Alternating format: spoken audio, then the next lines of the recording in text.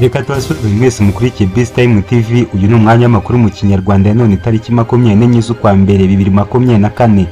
Aya makuru yacu akaba agiye kwibanda kuri izi ngingo z'ingenzi zikurikira. Gereza ya Muhanga ikeneye miliyari 5 kugira ngo yimurirwe ahandi, ni mu gihe kandi inteko y'Ubwongereza yitambitse amasezerano yo kohereza abimukira mu Rwanda. Hanze y'u Rwanda, RDC pasiteri uzwiho kurongora amasugi yafunzwe, mu gihe kandi mu Bwongereza ubukonje bukabije bwahitanye abasaga 5,000 b'amikoro make. Naho Ubudage bwasabye kwitegura intambara n'Uburusiya. Ni amakuru mugiye kugezwaho nanjye Jean Harerimana. Ntujye kure ya Best Time TV, amakuru ku buryo burambuye ni mu kanya.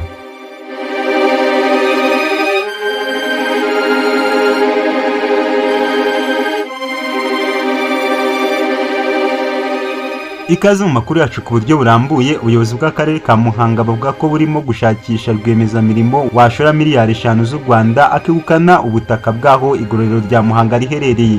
Ibi umuyobozi w'akarere ka Muhanga Kayitare Jacqueline yabivuze mu imurikabikorwa ry'abikorera bo muri aka karere ryabahuje na Minisitiri w'Ubucuruzi n'Inganda Dr Ngabitsinze Jacques Chrysostome. Meya Kayitare avuga ko bagendeye ku gishushanyo mbonera cy'umujyi wa Muhanga kigaragaza ko aho igororero ryubatse hagenewe ibikorwa by'ubucuruzi birimo inyubako zigezweho zigendanye n'icyerekezo bifuza kuganishamo akarere. Ati tumaze igihe dushakisha umushoramari watanga miliyari 5 nanone akabyaza umusaruro buriya butaka uzatanga ayo mafaranga ntabwo araboneka. Kayitare avuga ko harimo gushishikariza abikorera kubaka ibibanza bitubatse biri mu mujyi wa Muhanga. Naho umutwe mukuru wagereranwa na Sena mu nteko ishinga amategeko y'Ubwongereza watambamiye umushinga w'itegeko rigenga ibyo kohereza abimukira mu Rwanda. Ibi byombi biherutse gushyirwaho umukono n'abasenateri 214 kuri 171 batoye bashyigikira ko uyu mushinga w'itegeko udakwiye guhita wemezwa kuri uyu wa mbere nk'uko inkuru ya Daily Mail ibivuga. Amasezerano mashya hagati y'u Rwanda n'Ubwongereza yashyizweho umukono na Minisitiri w'Umutekano James Clever mu kwezi gushize i Kigali.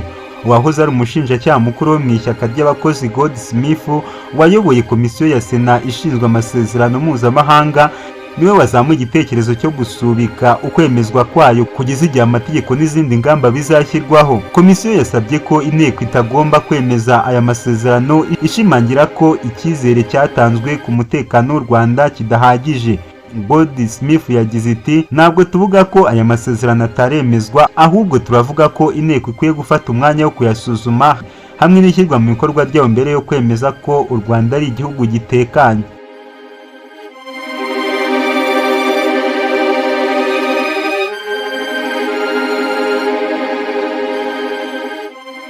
Reka amakuru yo mu Rwanda tuyasoreza ahubwo tukubwire kuyavugwa hanze y'u Rwanda.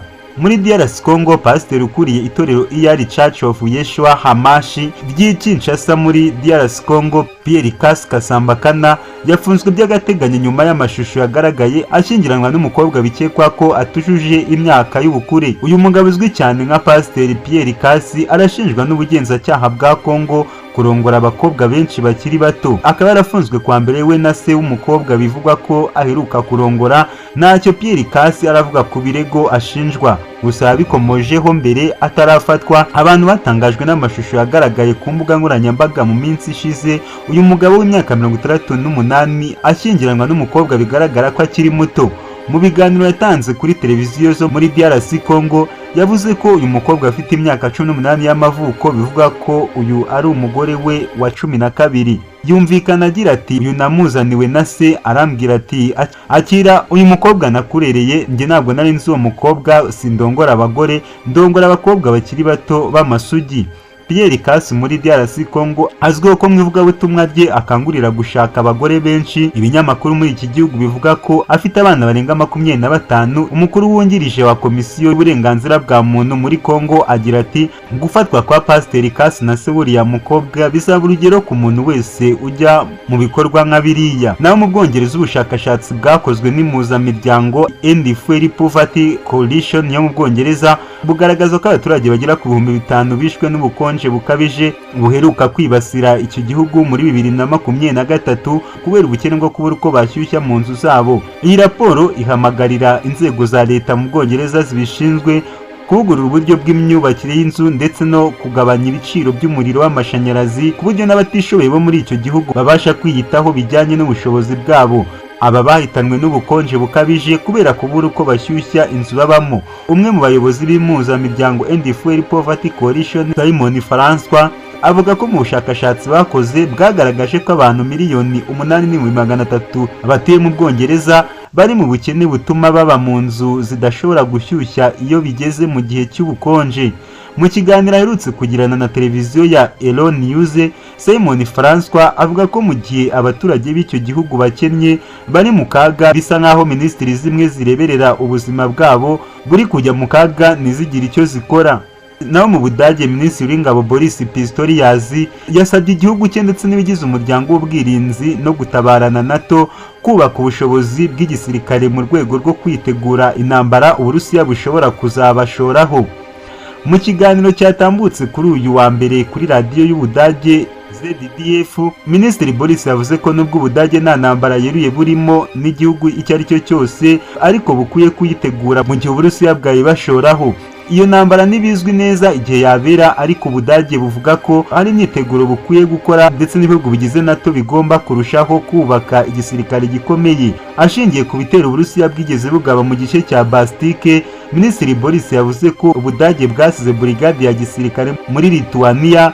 Iyi burigade igizwe n'abasirikare babarirwa mu 4,800 izasubiza imyiteguro neza muri 2027. Niyo ya mbere Ubudage bugize hanze yabwo kuva intambara ya kabiri y'isi yarangira.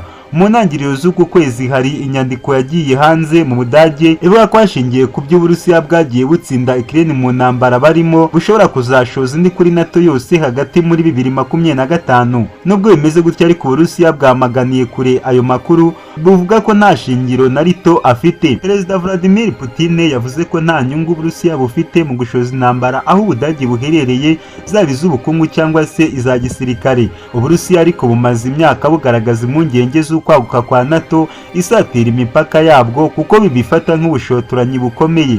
Perezida Putin avuga ko icyifuzo cya Ukraine cyo kwinjira muri uyu muryango ari imwe mu mpamvu z'ingenzi amakimbirane ahari uyu munsi ashingiyeho. Tukubwire nanone kuri Minisitiri w'Intebe wa Israel Benjamin Netanyahu yemeje ko itariki 22 Mutarama 2023 ari wo munsi mubi w'igisirikare cye cyagize mu ntambara gihanganyemo n'umutwe wa Hamas.